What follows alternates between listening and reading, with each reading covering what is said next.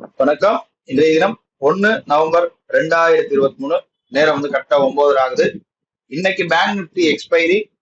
இன்னையில இருந்து நான் முன்னாடி சொன்ன மாதிரி ஒரு 2 லட்ச ரூபாய் கேபிட்டல்ல எப்படி ரன் பண்றது, அதுவும் ஆப்ஷன் செல்லிங்ன்றத அந்த சீரீஸ் பார்க்க போறோம். அதாவது என்னுடைய ஃபண்ட் பேலன்ஸ் எக்ஸாக்ட்லி 198,522 வச்சு ஸ்டார்ட் பண்றோம். இன்னைக்கு நாம 4 லாட் எடுத்திருக்கோம். அதாவது 4 லாட் மட்டும் தான் இன்னைக்கு ட்ரேட் பண்ணியிருக்கோம். இன்னும் ஃபண்ட் பாத்தீங்கன்னா 71 ரூபா ஃப்ரீ மார்ஜின் இருக்கு.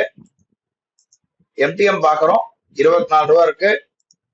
இன்னைக்கு 43,100 கால் ஆப்ஷன், 42,400 புட் ஆப்ஷன் எடுத்திருக்கு.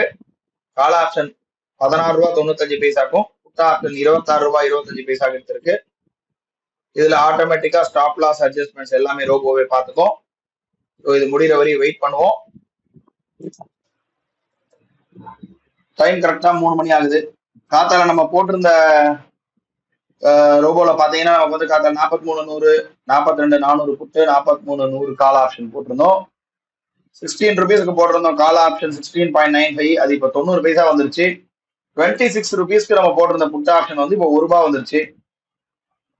இன்னைக்கு பாத்தீங்கன்னா அட்ஜஸ்ட்மெண்ட்டே வராது. பெரும்பான்மையான நாட்கள்ல வந்து இந்த எக்ஸ்பைரி ட்ரேடிங்ல மட்டும் அட்ஜஸ்ட்மெண்ட் வராது. ஏன்னா நம்ம எடுக்கிறதே வந்து ரொம்ப அவுட் ஆஃப் த எடுக்கிறோம். அப்படியே அட்ஜஸ்ட்மெண்ட் வந்தா கூட நமக்கு ஒரு ஈஸியா ப்ராஃபிட்ல முடியக்கூடிய அளவுக்கு உண்டான அட்ஜஸ்ட்மெண்ட் தான் நமக்கு வரும்.